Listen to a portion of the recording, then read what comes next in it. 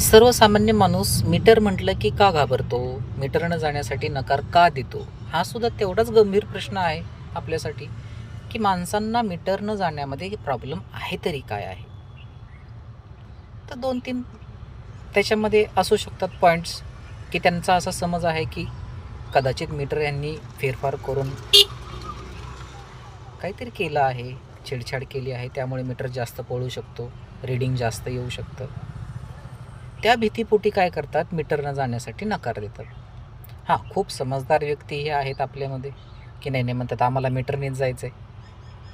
त्यांचं तर स्वागत करणारे आपण आहोतच. पण ज्यांच्यामध्ये गैरसमज आहे, त्यांचा गैरसमजही दूर करणं आपलंच काम आहे ना. कोण करणार गैरसमज दूर यांचा? हां, एखादी केस अशी असू शकते, की मीटर जास्तच रनिंग झालं, बिघाड होऊ शकतो.